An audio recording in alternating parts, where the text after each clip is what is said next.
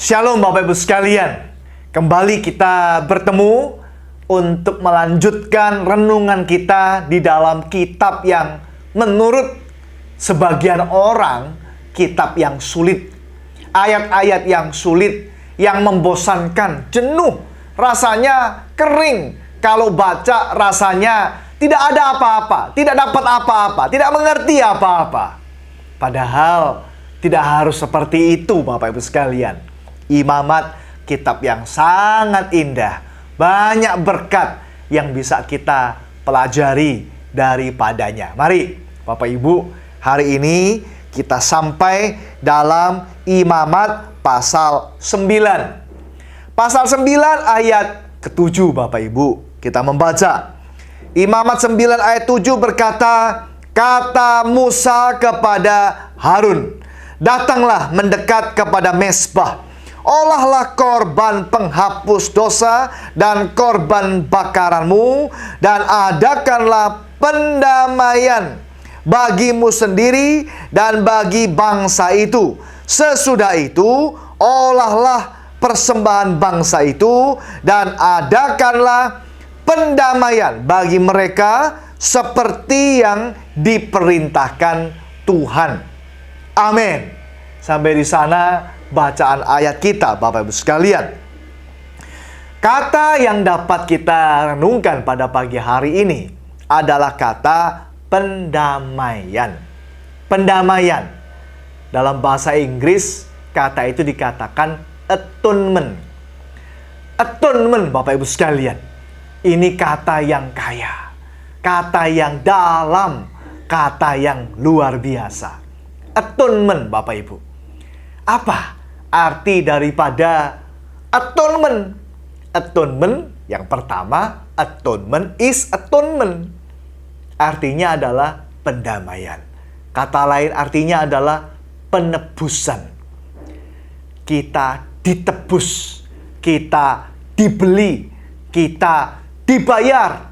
Segala kesalahan kita diselesaikan, segala hutang dosa kita diselesaikan. Segala hal yang seharusnya kita jalani dalam kehidupan kita karena sudah ditebus oleh Yesus, maka kita selesai. Tentu Bapak Ibu sekalian, ini sekali lagi adalah sebuah prototipe, adalah sebuah gambaran sesuatu hal yang akan datang, yaitu penebusan Kristus.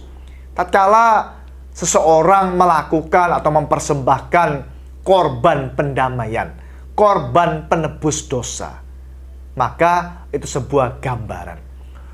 Tentu binatang, tentu darah hewan tidak bisa menebus kesalahan kita, tidak bisa menghapus dosa kita, tidak bisa. Kalau darah Yesus tentu sangat amat bisa Bapak Ibu sekalian. Tetapi itu adalah sekali lagi artinya lambang daripada gambaran penebusan Kristus.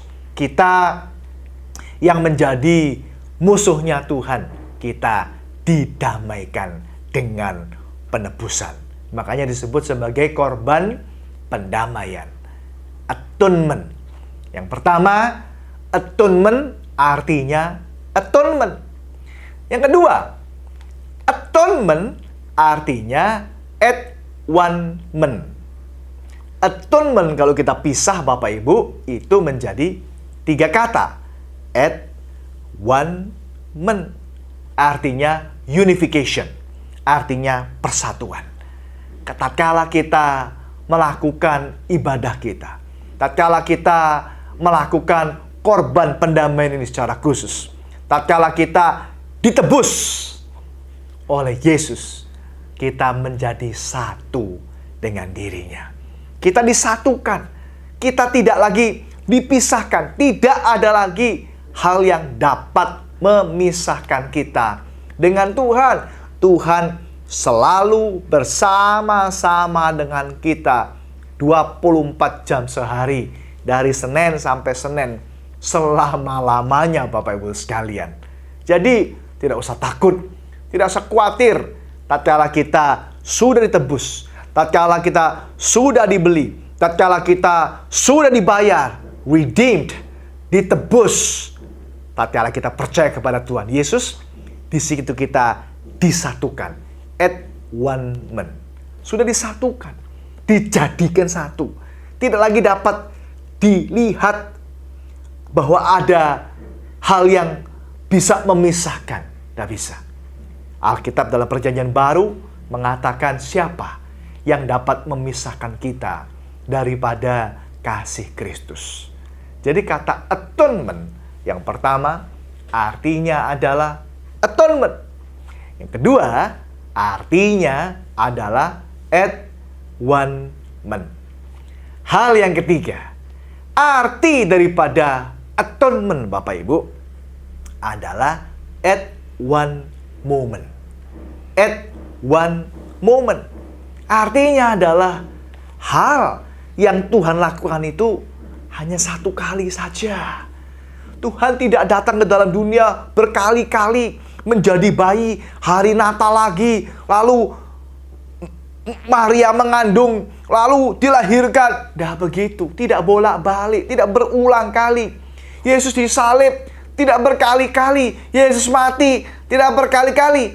At one moment, saat kita percaya kepada Tuhan, kita disatukan, kita ditebus, kita dibeli, darahnya menjamin kita, darahnya menyucikan kita, darahnya membebaskan kita, kuasanya melepaskan kita, kuasanya membebaskan kita, kuasanya memulihkan kita, Bapak Ibu sekalian. Jadi itu terjadi once for all. Satu kali untuk selamanya. Sekali lagi, lambang binatang, lambang. Mereka harus melakukannya berkali-kali. Tapi penebusan yang sejati yang Tuhan beri kepada kita itu satu kali untuk selama-lamanya. Itu namanya at one moment. Jadi apa arti atonement? Yang pertama artinya atonement. Yang kedua artinya at one man. Disatukan. Yang ketiga at one moment. Satu kali untuk selama-lamanya. Nah, Tuhan melakukannya itu untuk kita. Menjadi berkat, menjadi anugerah yang sungguh tak dapat kita bandingkan. Yang dapat kita hitung dengan apapun di dalam dunia ini. Berkat yang ajaib, berkat yang sempurna. Bahwa kita tidak lagi dapat dipisahkan daripada kasih Kristus. Kiranya kita selalu ingat berkat ini. Kiranya kita selalu bersyukur karena berkatnya. Dan dengan berkatnya ini kita selalu semangat. Selalu berkobar-kobar. Karena rasa syukur kita yang meluap. Rasa cinta kita yang sungguh kita merasa tidak layak. Tapi kita sungguh dikasihi. Maka mari kita menjalani kehidupan kita dengan syukur, dengan sukacita, juga dengan semangat karena Tuhan mengasihi kita semuanya. Amin. Tuhan memberkati kita sekalian.